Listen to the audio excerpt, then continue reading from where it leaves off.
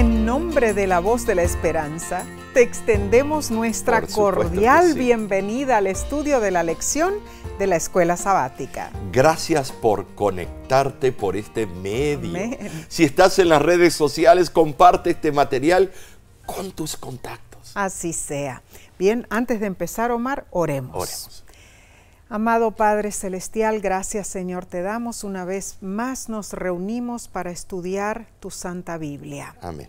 Ayúdanos, Señor, a comprender lo que tú tienes preparado para cada uno de nosotros y a ponerlo en práctica.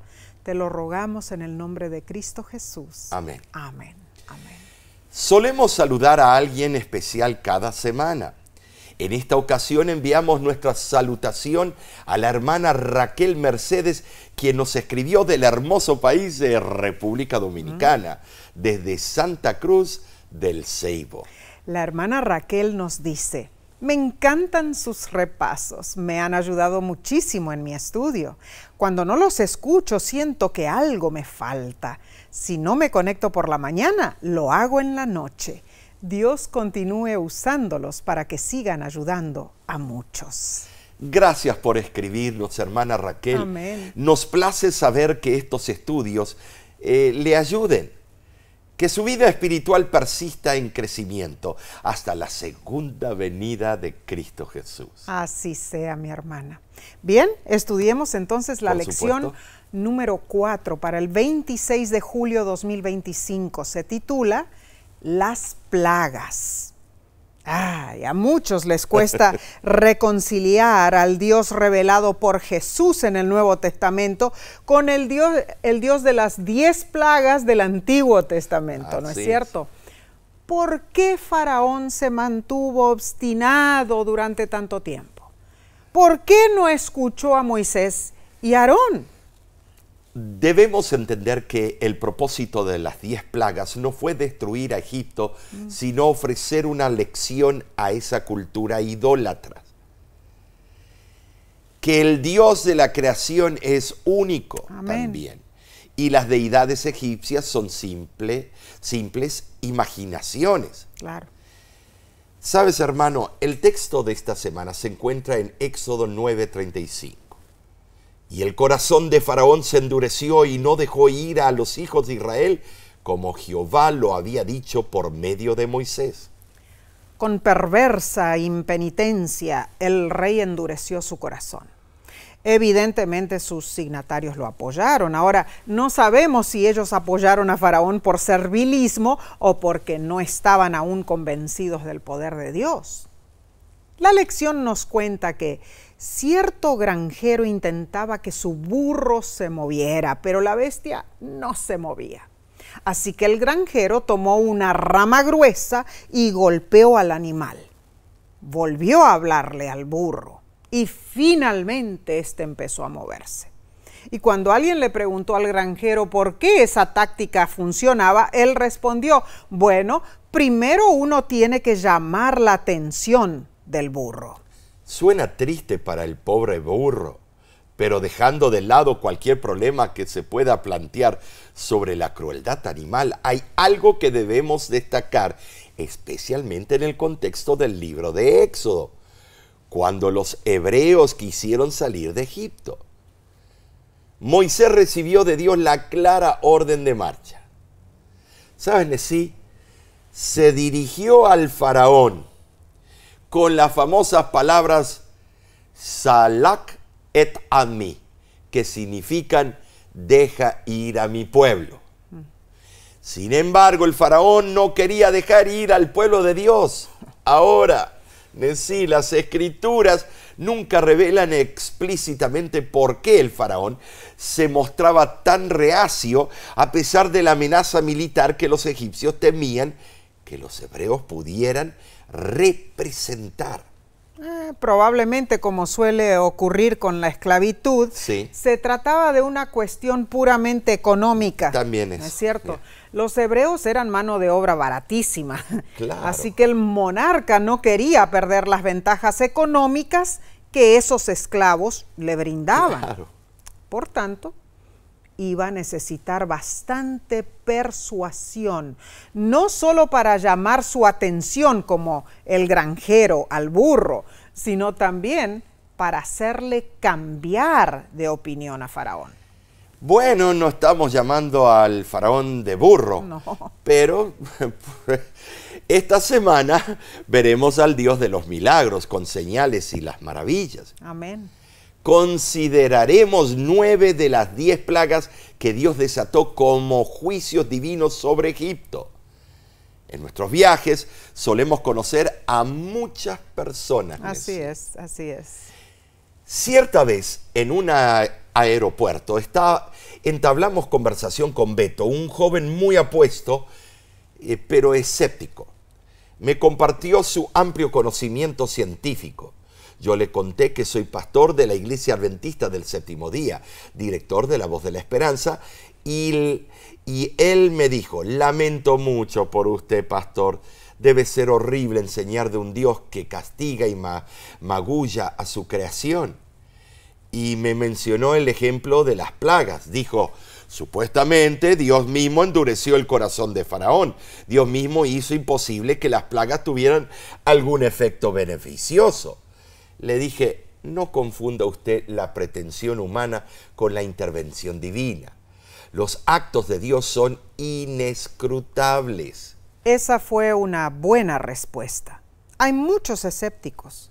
En el naufragio mundial de las convicciones filosóficas y científicas, millones de personas se enceguecen en su ámbito pirrónico y niegan a Dios.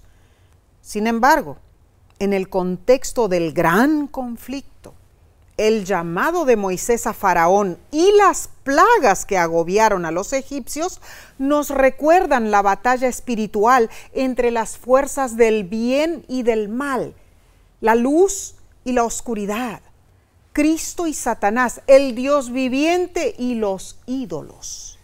Esta guerra espiritual comenzó en el cielo, siguió en la tierra, en el Edén, cuando Adán y Eva pecaron, y se ha extendido para involucrarnos a nosotros hoy día.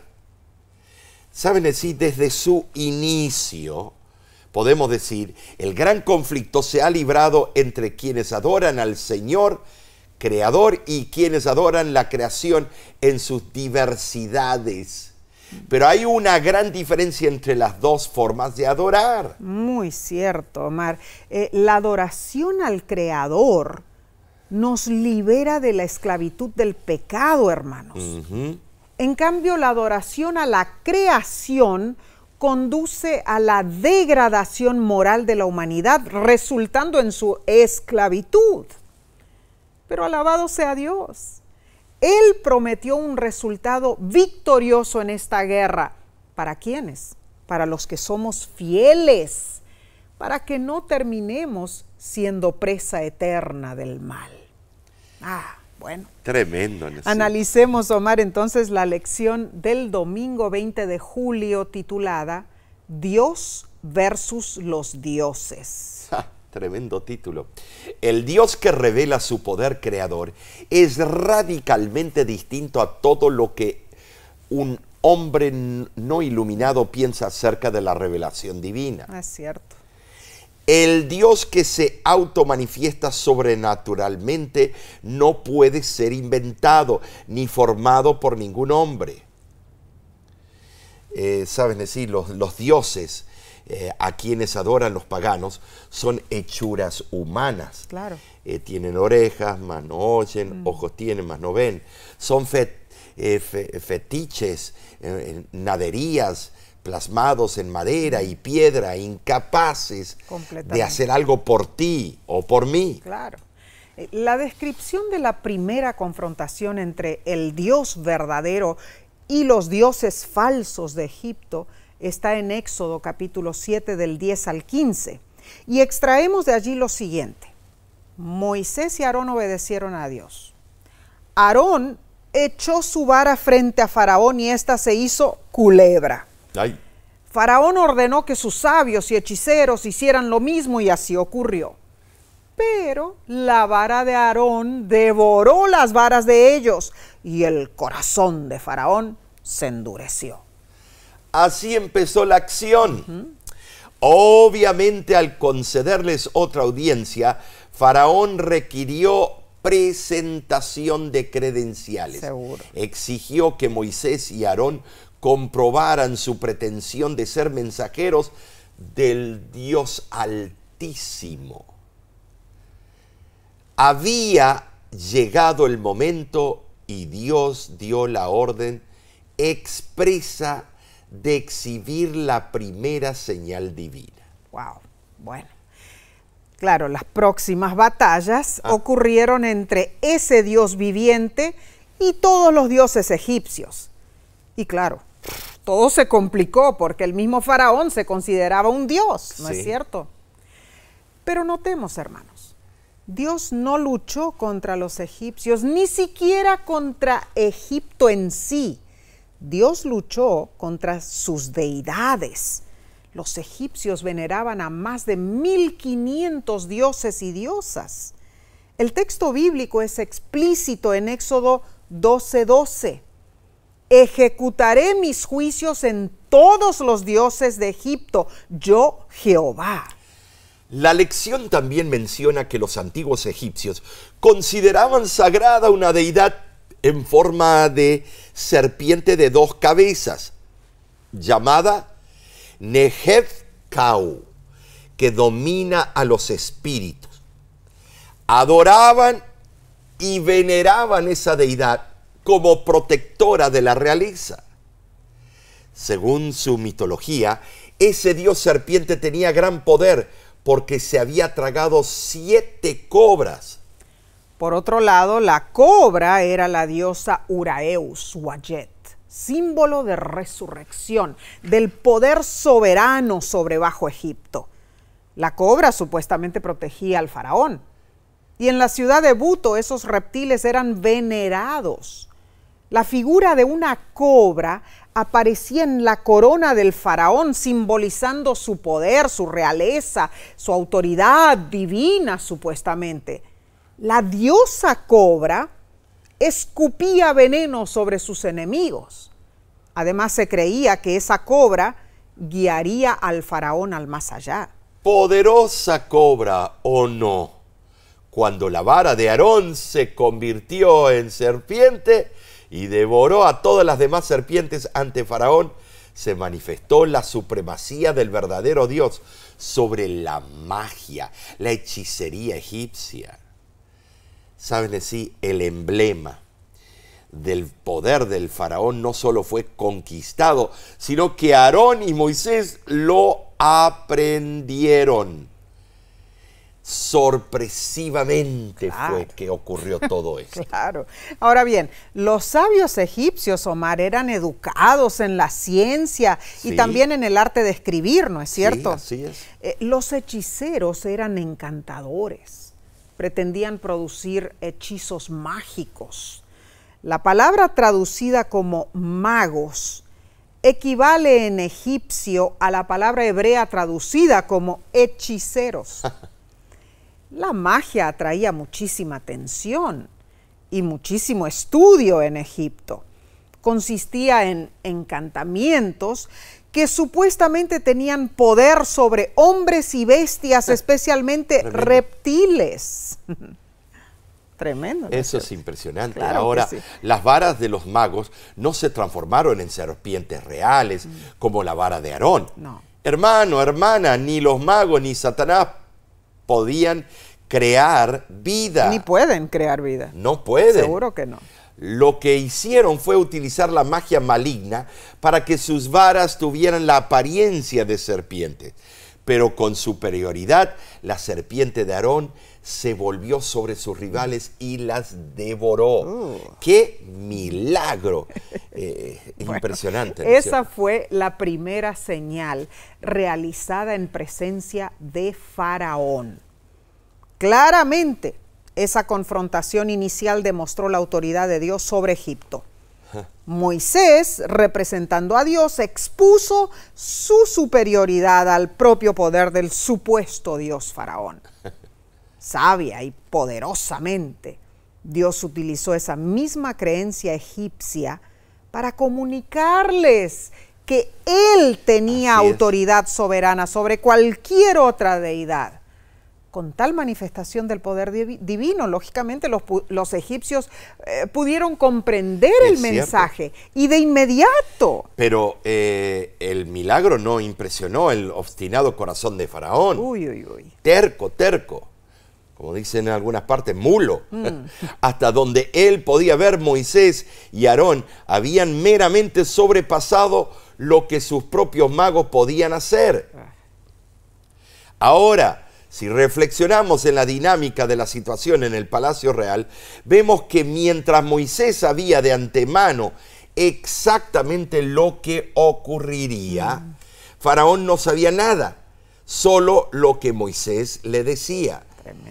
Lógicamente esa realidad daba a Moisés una clara ventaja sobre el faraón. Claro, Dios le indicaba a Moisés lo que iba a suceder, ¿no es cierto? Maravilloso es nuestro Dios, el Rey de Reyes y Señor de Señores. Él no abandona a sus hijos. Amén y amén.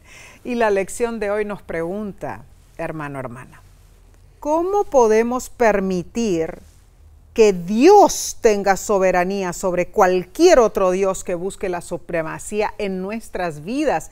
¿Cómo contestarías tú, Omar? Bueno, hay muchos dioses hoy en día. Hay formas modernas de idolatría como el dinero, la televisión, el internet, la pornografía, la vanagloria. Y esos dioses deben ser vencidos. Claro. Debemos poner a Cristo en primer lugar en la escala de los valores, ya dejarnos de ser usados por la mundanalidad. Tremendo, eso es increíble. Hermano, hermana, Dios no está en contra de los idólatras. Dios no estaba en contra de los egipcios. No. Él los amaba, así como ama a todo ser humano, así como te ama a ti, me ama a mí, te ama a ti, Omar. Es cierto. Pero Dios estaba en contra de los dioses de los egipcios. Su objetivo principal era romper la dependencia de Egipto, de esos dioses inventados. ¿Para qué? Para que sirvieran al Dios viviente. Pero lógicamente, si ellos continuaban asociándose con esos dioses falsos, el juicio divino caería sobre ellos. Tremendo. Hermano, hermana, los que persisten en la idolatría serán castigados y finalmente destruidos. Así que recordemos, solo Dios es digno de nuestra adoración y confianza. Claro. Continuaremos con la sección del lunes 21 de julio. ¿Quién endureció el corazón del faraón? Oramos por ti, que crezcas en sabiduría espiritual con este estudio. Amén. Recuerda, debes compartirlo con otros en las plataformas de la red social, claro, en tu plataforma de la red social. Amén. Bien, el Éxodo menciona en 9 instancias que Dios endureció el corazón de Faraón, y otras 9 veces se dice que Faraón mismo endureció su propio corazón. Entonces, ¿en qué quedamos? ¿Fue Dios o fue el faraón, Nesí? Bueno, el endurecimiento del corazón de Faraón es algo que fascina a los estudiantes de la Biblia, ¿no es cierto? Pero entendamos, hermanos, Dios no predeterminó las decisiones de Faraón. No. Las decisiones fueron suyas. Él no estaba predestinado a negarse a seguir las instrucciones divinas y ser condenado a la perdición. No, no, no. Dios nos da a todos libertad de elección. Él permite que respondamos a su mensaje de amor y gracia, pero Él no obliga a nadie a obedecerlo o desobedecerlo. El análisis textual sobre el endurecimiento del corazón de Faraón delata que primeramente él se negó tercamente a humillarse ante Dios. Éxodo 10:3. Decidió desobedecer, lo que lo llevó a ir más allá del punto sin retorno. Manifestó su verdadero carácter. El llamado divino para dejar ir a los israelitas a adorar a Dios solo añadió la leña al fuego proverbial en su corazón, Claro. y se encendió su ira en contra del Todopoderoso y su siervo Moisés. Así fue. Es significativo que en las primeras 5 plagas, Faraón fue el agente del endurecimiento de su propio corazón. O sea, él inició su resiedumbre insubordinada hacia Dios. Pero a partir de la 6ª plaga en adelante, el texto bíblico afirma que Dios endureció el corazón de Faraón. En otras palabras, hermanos, podemos entender que Dios exacerbó o Él acentuó la decisión de Faraón, así como le había dicho a Moisés que lo haría. Podemos decir que Dios envió las plagas para ayudar a Faraón a arrepentirse, para liberarlo de la oscuridad y el error de su mente. Definitivamente Dios no creó una nueva maldad en el corazón del Faraón. Simplemente lo entregó a sus propios impulsos malignos. Lo dejó sin la gracia restrictiva de Dios para que resaltara la propia maldad de Faraón. Claramente Faraón tenía libre albedrío. Él podía elegir a favor o en contra de Dios y decidió ir en contra.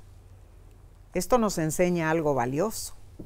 Se nos ha dado la capacidad de elegir entre el bien y el mal, la obediencia o la desobediencia, desde la rebelión de Lucifer en el cielo, luego Adán y Eva en el Edén, más tarde Faraón en Egipto y hasta nosotros hoy día.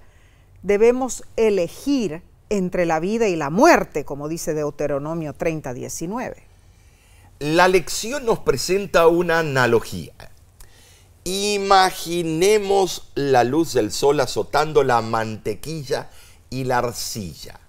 La mantequilla se derrite, pero la arcilla se endurece.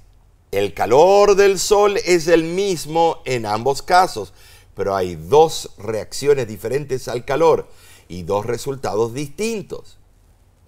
¿Saben así? El efecto depende del material.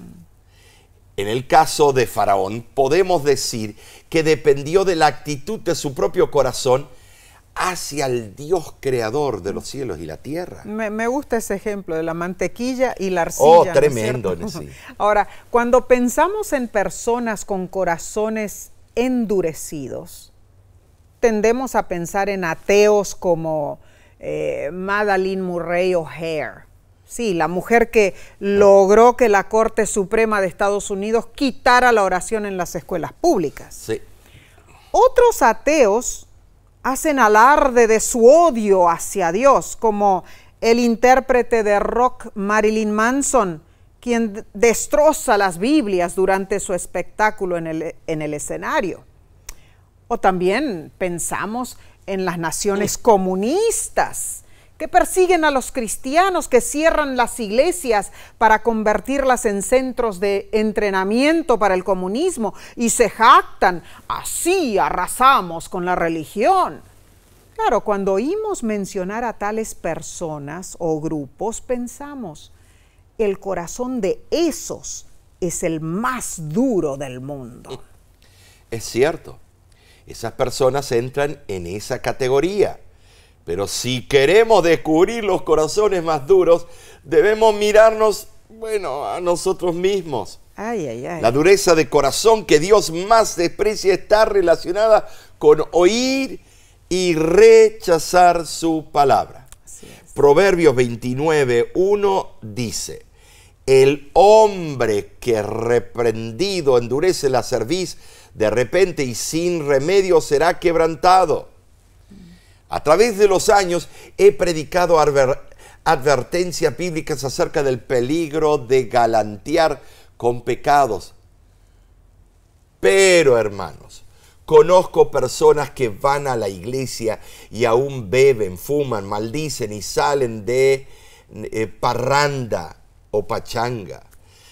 ¿Quién se atreve a actuar así bajo una reprensión amorosa semana tras semana y aún sigue tercamente pecando? Eso es un corazón endurecido, hermanos. Tremenda verdad. Ahora, Dios nos regala el libre albedrío para que elijamos. En realidad es una situación que debemos enfrentar cada día. Cada día tenemos que decidir si hacerle caso a Dios o a Satanás. Ahora, Omar, te hago la pregunta de la lección. ¿Qué decisiones de libre albedrío tomarás tú en los próximos días? Y si sabes cuál es la decisión correcta, ¿cómo puedes prepararte para tomarla? Cada día, si yo elijo servir a Dios o a mí mismo. Y al hacer eso, estoy decidiendo en despilfarrar dinero o no, comer sanamente o no. ¿Saben decir? El secreto está permitir que Dios tome control de nuestra vida, de nuestros designios. Y para ello debemos leer las Escrituras, orar y tener una relación personal con Cristo. Claro. Cuando tenemos eso, entonces ahí viene Dios y las prioridades de Dios están en mí primero. Muy cierto eso. Hermano, hermana, quizá tú pienses, admito que he estado descuidando la palabra de Dios. Sí. Admito que todavía estoy atado por un pecado asediante. Quizá te preguntes, ¿estará mi corazón demasiado endurecido para recibir el toque sanador de Dios? Claro que no. Clama al Señor hoy mismo. Cuando traes a Él tu corazón arrepentido, Él no te juzga. Él Correcto. te recibe con amor y te dice, yo vendré a ti, yo supliré todo lo que necesitas para mantener tu corazón tierno, quebrantado ante mi presencia. Díselo a Dios, Él escuchará tu plegaria, mi hermano, mi hermana. Amén. Bien, pasemos entonces a la lección del martes 22 de julio, titulada Las 3 primeras plagas. Bueno, esto se pone bueno. Faraón había declarado, no conozco a Jehová. Moisés ahora advirtió al imprudente monarca que vería el poder del verdadero Dios. El río Nilo, fuente de fertilidad, se convertiría en un instrumento de muerte. Ahora, las plagas que caerían sobre los egipcios no solo tenían el propósito de hacer que Faraón y su pueblo reaccionaran o reconocieran al verdadero Dios, sino también de destruir la confianza de ellos en el poder de sus falsos dioses. Cada una de las 10 plagas fue dolorosamente literal, hermanos, y estaban dirigidas contra alguna fase de la religión falsa. En la misericordia, en la providencia divina, los sufrimientos físicos ocasionados por cada plaga se empeñaban en inducir a Faraón, a sus consejeros y a todos los egipcios a reconsiderar su necedad de servir ídolos ineptos y reconocer la sabiduría de cooperar con el Dios verdadero.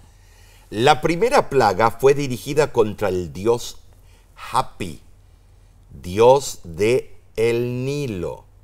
Las aguas se convirtieron en sangre. Eso no implicaba que las aguas meramente tomaron el color de la sangre. Las aguas se convirtieron realmente en sangre. Es inadecuado preguntar si esto hubiera podido comprobarse por pruebas modernas, microscópicas, para analizar la sangre. Pero no se trataba de agua teñida por la tierra roja de Abisinia. Esto era un verdadero milagro. Algunos han sugerido una probable concentración elevada de plantas, infusorios criptógamos, algo similar a la marea roja de microorganismo que mata millones de peces, apesta las playas, tornándolas inhabitables por el gas irritante que despiden.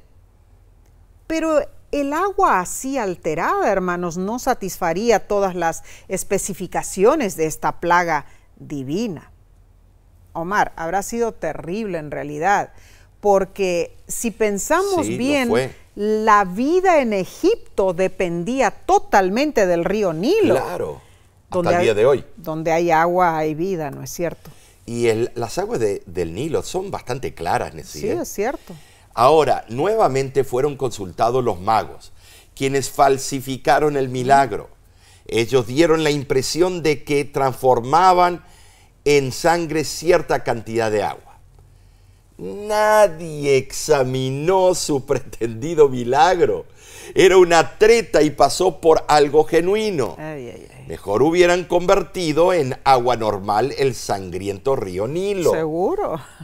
Pero Faraón se satisfizo con la imitación, mostrando socería, quizá como resultado de su corazón endurecido. Así fue. El golpe del agua convertida en sangre duró 7 días. Ay, ay. Los egipcios llegaron al borde de la extinción, mis hermanos. Bueno, ocurrió que después de un intervalo indeterminado, Dios ordenó a Moisés que anunciara la segunda plaga. Un enjambre masivo de ranas que emergieron del río Nilo e infestaron toda la tierra. Las ranas eran animales sagrados para los egipcios.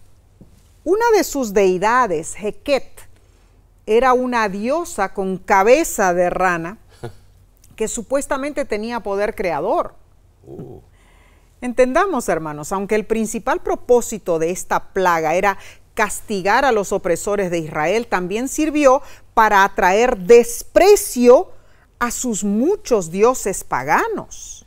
La gran multiplicación de ranas hizo que la diosa Heket apareciera no solo como grotesca, sino también detestable. Estaba atormentando al mismo pueblo que le profesaba una ardiente devoción. Sus supersticiones religiosas obligaban a los egipcios a aceptar a las criaturas que ahora abominaban y odiaban, y que de no haber sido deidades, la habrían destruido. Es difícil comprender la severidad de esta plaga. Todo el país se llenó de estos repugnantes seres. No podían caminar por las calles sin pisar ranas. Ocupaban no solo las gradas de la entrada de las casas, sino que las infestaban. Estaban por todos lados, sobre las mesas, dentro del dormitorio, en las camas. Omar, se escuchaba su constante croar. ¿No es cierto? La gente estaba en perpetuo contacto con ella, sentían lo repulsivo de su fría y pegajosa piel. Era suficiente como para poner a prueba la estabilidad mental de uno. Ay, Nessie, fue terrible. Nuestra nuera, cuando ve una rana, se desespera. Le da desesperación. Es impresionante. Y nosotros también. La tercera plaga fueron los piojos. Kinim, en el hebreo la palabra probablemente derivada del egipcio genemes o jejenes o mosquitos. La traducción piojos respeta la opinión del historiador judío Josefo y los escritores talmúdicos, claro, pero no tiene base lingüística. Los jejenes egipcios eran tan pequeñitos que apenas los percibía el ojo humano, pero tenían un aguijón que, de acuerdo con Filón y Orígenes, causaba una irritación sumamente dolorosa de la piel. Yo estoy muy familiarizada con los jejenes. Allí donde nací, en el Amazonas, Omar, le dicen piums. Ya.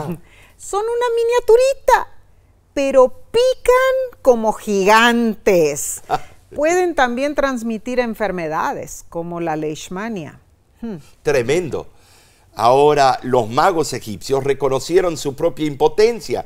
No pudieron imitar la tercer plaga de piojos o jejenes, como lo hicieron con las dos anteriores. Wow. Y exclamaron: «Dedo de Dios es este», sí, al atribuir esta plaga al poder de aquel con cuyas obras no podían competir. Sin querer, los magos unieron sus fuerzas con Moisés y Aarón y reconocieron al Dios verdadero.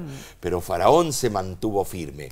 Su orgullo le impidió reconocer la derrota. El corazón de Faraón era inexorable. Oh, tremendo. Y su rechazo constante hacia Dios solo empeoró las cosas. Así es. La lección nos pregunta, ¿qué nos enseña esto sobre el rechazo constante al llamado de Dios? ¿Qué piensas tú, Omar? Bueno, Nesí, no es el Espíritu Santo que se retira de nosotros, sino nosotros nos retiramos de Él. Él siempre está en el mismo lugar. Claro. Y cuando rechazamos el llamado a Dios, eso es lo que estamos haciendo. Nos estamos separando de la zona perfecta de protección de Dios. Tremendo eso que explicaste, Omar. Estamos estudiando cosas magníficas. Impresionante. Hasta ahora hemos estudiado las 3 primeras plagas, que podríamos decir fueron leves, fueron rápidas y no causaron ninguna muerte. Pero comprobaremos que las plagas se intensificaron, volviéndose cada vez más severas a medida que el faraón se negaba obstinadamente a dejar ir al pueblo de Dios. Daremos seguimiento con el estudio del miércoles 23 de julio titulado Moscas, ganado y úlceras. Cuando tú dices que era más poderoso que los dioses egipcios, lo que estás diciendo que Dios es más poderoso que Satanás. Amén. Dinos, ¿estás aprendiendo algo nuevo con esta temática? Yo sí, tú también. Claro. Si estás en las redes sociales, escribe tu comentario y utiliza ese mismo foro para compartir esta lección. Claro, y recuerda no solamente compartir, sino de ponerle que te gusta. Claro que sí. Bien, si hacemos una sinopsis, las primeras 9 plagas se pueden dividir en 3 grupos de 3 plagas cada uno. Los 2 primeros grupos de plagas fueron precedidos por una advertencia, pero el tercer grupo no lo fue. En otro respecto, cada plaga sucesiva sobrepasa, por lo general, la severidad o rigor de la precedente. Llegamos entonces a la 4ª plaga, una infestación de moscas. La palabra original en hebreo es arob, de significado inexacto. Puede relacionarse con la palabra asiria urbatu, que significa insectos nocivos. Los traductores de la Septuaginta, la Biblia que fue traducida del hebreo al griego, vivían en Egipto y la interpretaron como tábano, un insecto grande y venenoso descrito por autores antiguos y modernos como una plaga terrible. Yo me recuerdo los tábanos en ciertas partes de Argentina. Son moscas grandotas, pero que pican y son terribles, como acarrean consecuencias. Son implacables, una pesadilla, y no hay ningún repelente de mosquito que trabaje. Su boca tiene una estructura similar a una tijera que les permite cortar la piel y lamer la sangre. Estimado, se ve en las orejas de las vacas y los caballos, pero a veces pican a los seres humanos. Cuando el tábano se enfurece, se prende del cuerpo humano y sus picaduras son dolorosas, irritantes, causando ronchas y enfermedades. El dios egipcio Huachit era el dios mosca de los pantanos y ciénagas. Seguramente había egipcios que estudiaban el curso de los acontecimientos durante esas fatídicas semanas de las plagas. Ellos, me imagino, habrán reconocido la suprema autoridad de Dios. Todos sus dioses egipcios estaban siendo derrotados uno por el dios de los esclavos. Y mientras los egipcios sufrían, los hebreos eran protegidos de esas maldades. Faraón comenzó a negociar. Indudablemente la presión aumentaba. ¿Cuántos tábanos le habrán picado a él? Estaba dispuesto a que Israel adorara a su Dios, pero solo si lo hacían en Egipto. Sus condiciones no se podían cumplir porque algunos animales utilizados en los sacrificios eran sagrados, como lo dijimos antes, para los egipcios.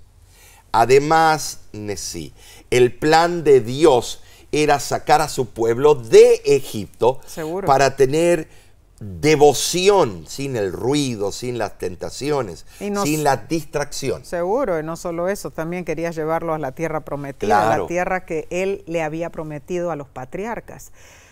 Y bueno, repentinamente cayó la quinta plaga. ¿Sobre qué? Sobre el ganado egipcio. Lo mató completamente.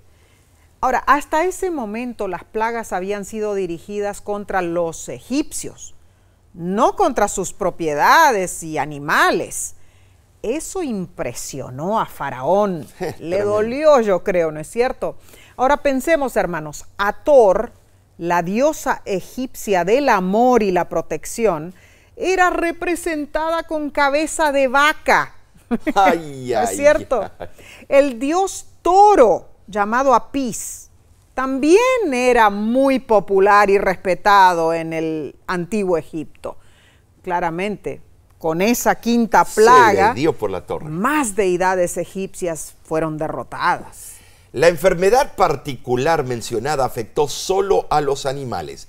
La palabra podría traducirse como plaga animal. ¿Te das cuenta que Dios usó armas bacteriológicas? Claro. No son raras en Egipto las enfermedades epidémicas del ganado, y también en Norteamérica y todas Seguro las que que dio sí. a los pollos, a las gallinas.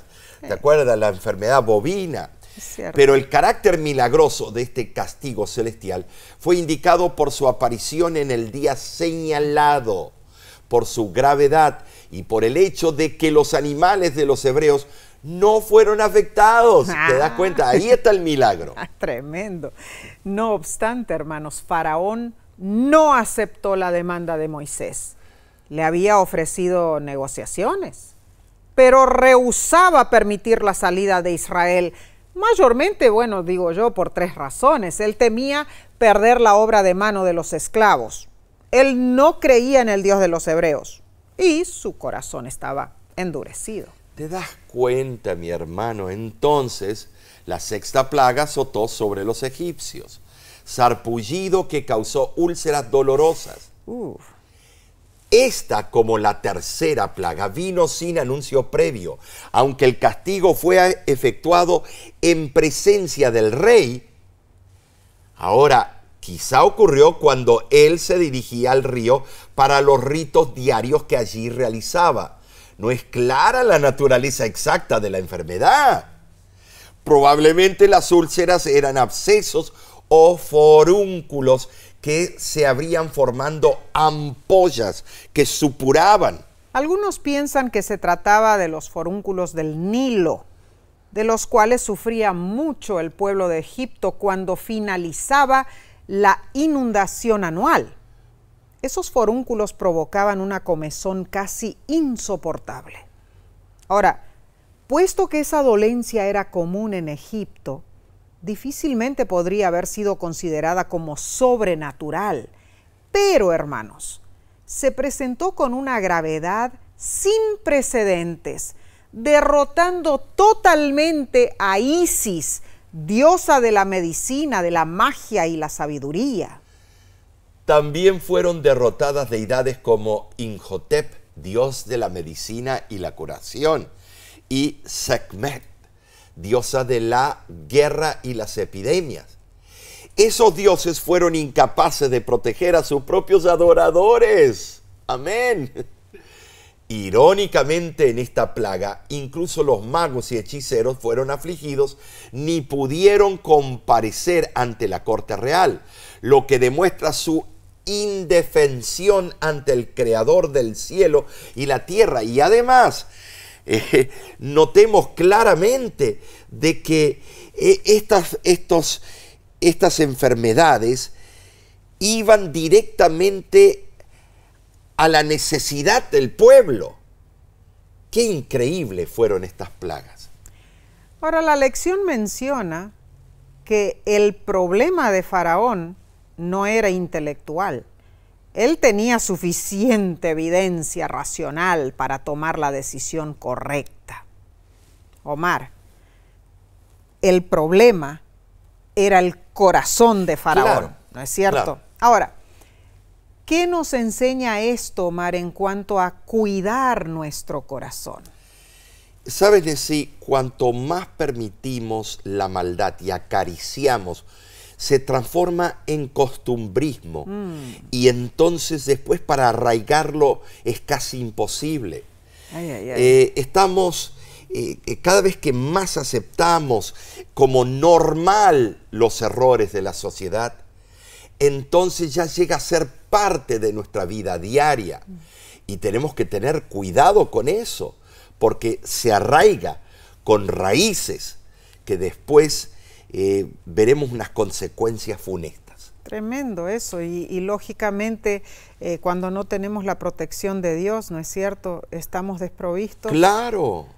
Estamos a la merced del enemigo, Satanás. Pero Dios no puede protegernos si estamos acostumbrando y acariciando esas prácticas. En nuestro corazón. En nuestro corazón. Bueno, hermano, hermana, busca guardar tu corazón. Insiste en la oración. No te canses de rogar ayuda al cielo. Leo del libro Dios nos cuida, página 113. El mantenimiento de vuestro corazón en el cielo vigorizará todos vuestros dones. Amén. Y vivificará todos vuestros deberes. El amor que reinaba en el corazón de Jesús debe estar en nuestro corazón para que podamos revelar a Jesús en todo lo que hacemos, en todo lo que somos. Bien, escudriñemos la parte del jueves 24 de julio titulada Granizo, langostas y oscuridad. Nut era la diosa egipcia del firmamento. Controlaba lo que sucedía en el cielo y en la tierra. Por el otro lado, Osiris era el dios de las cosechas y la fertilidad. Bíblicamente, el granizo se asocia a menudo con el juicio de Dios. Durante la séptima plaga, aquellos que escondieron sus propiedades en un lugar seguro estarían protegidos. ¿Sabes? Todos fueron puestos a prueba. ¿Creerían en la palabra de Dios y actuarían conforme a su consejo? El dios egipcio de la tormenta, la guerra y el desorden se llamaba Set. Junto con Isis eran considerados deidades de la agricultura. Por otro lado, Shu era un dios de la atmósfera y Serapis personificaba la majestad divina, la fertilidad, la curación y la vida después de la muerte. Pero ninguno de esos dioses egipcios pudo detener los juicios de Dios, porque los ídolos, hermanos, para nada son provechosos. Isaías 44:10. Desesperado, Faraón confesó que había pecado, pero más tarde cambió nuevamente de opinión. Dijo a Moisés y Aarón que permitiría solo a los hombres salir. Moisés y Aarón no aceptaron esa oferta.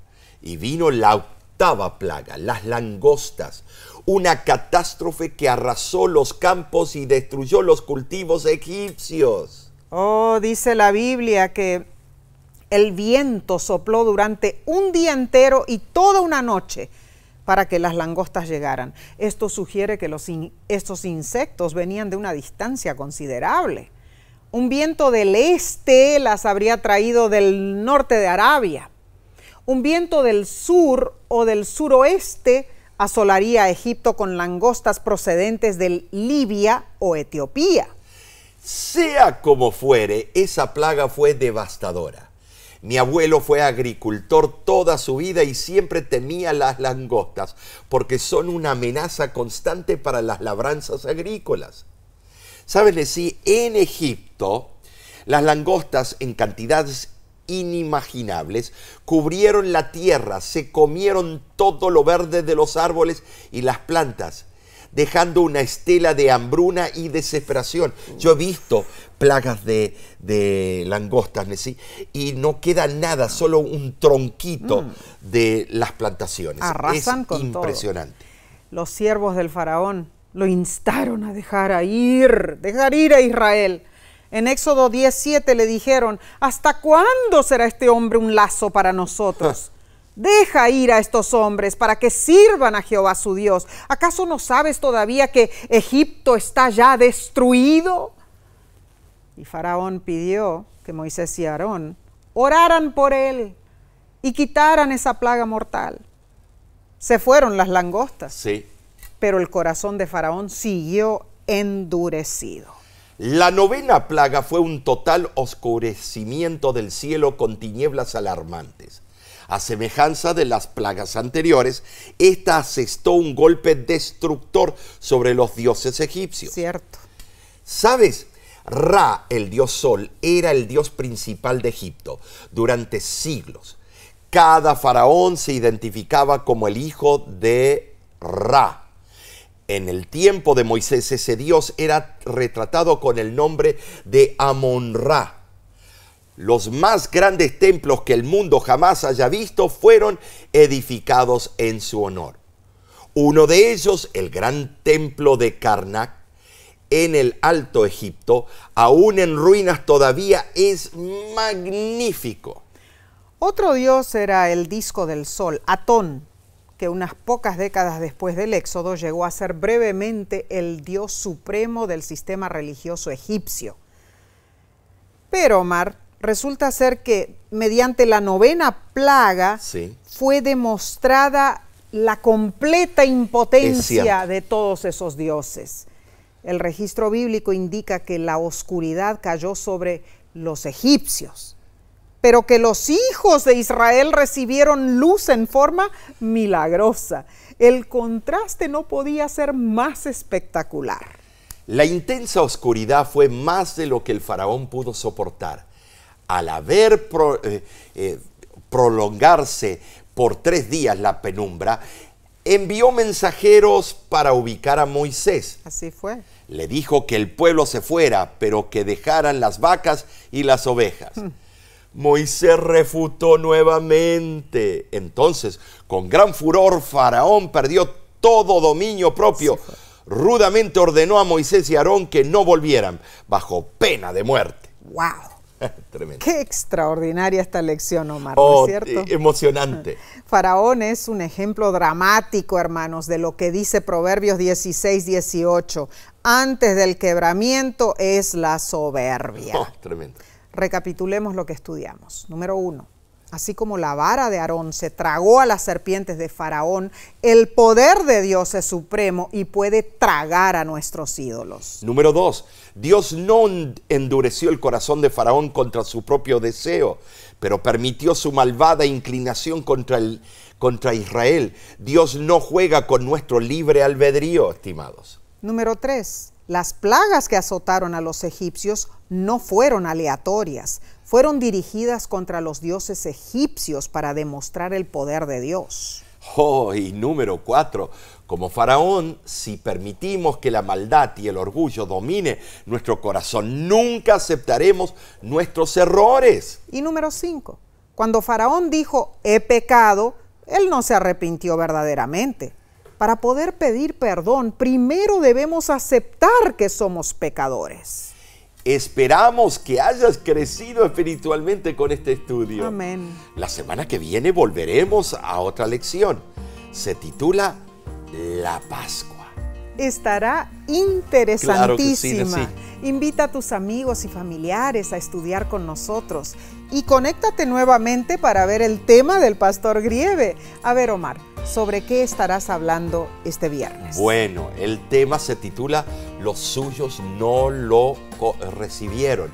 Ahí vamos a ver el porqué, la dinámica, cuál era el trasfondo, por qué no se recibió a Cristo en la tierra, por qué lo rechazaron cuando lo estaban esperando al Mesías por tanto tiempo. Ay, va a estar buenísimo. En nombre de la Voz de la Esperanza, nos despedimos, pero con un hasta luego. Dios te bendiga y te guarde.